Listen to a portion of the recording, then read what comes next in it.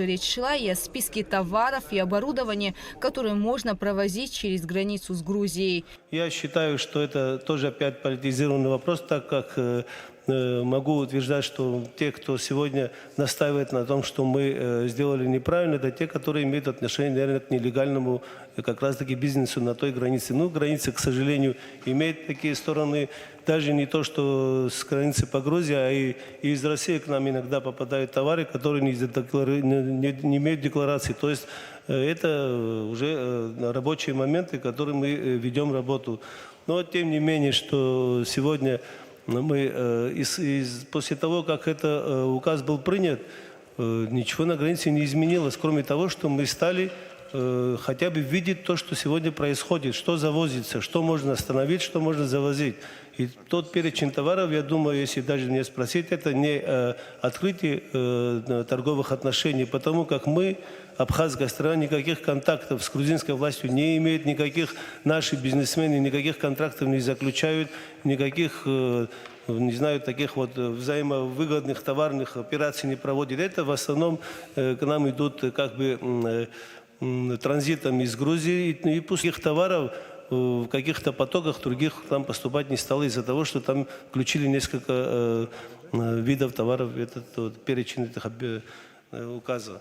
Но это всегда происходило. Бытность одних руководителей закрывали из-за необходимости. Вообще те, кто сегодня утверждает, что мы открыли торговлю, должны вспомнить сейчас не хочу говорить, может это неправильно будет звучать, но когда они находились у власти, вот когда происходила действительно торговля с Грузией, когда колонны машин с горючим вывозились на территорию Грузии, или табачные изделия, или другие. Вот это была торговля, которая не контролировалась. Может быть, с умолчанием этих властей, но сегодня при разговоре говорят, что это была блокада. А я думаю, что когда блокада объявлена государство, она не вывозит товары первой необходимости, а наоборот старается завозить. Так вроде бы, да, когда блокированное государство. Но, тем не менее, сегодня нас упрекают в том, что мы открыли торговлю. Никакой торговли мы считаем, что мы не открыли. Мы узаконили, взяли под контроль то, что сегодня происходит на границе. Этим вопросом я хотел сказать следующее. Принятие данного решения президентом, так как данные поправки внесены указом президента, они были обусловлены следующим. О социально-экономической целесообразности данного решения мои коллеги уже подробно рассказали, что вменяют, так скажем, наши политические оппоненты.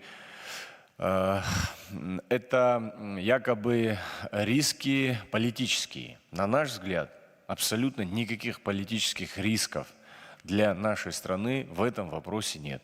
Более того, это возможность еще раз заявить о том, что мы суверенное государство, что у нас есть государственная граница, что товары, очень ограниченный перечень товаров, которые мы допустили к перемещению, будет жестко контролироваться, и интересы государства в этом смысле будут соблюдены.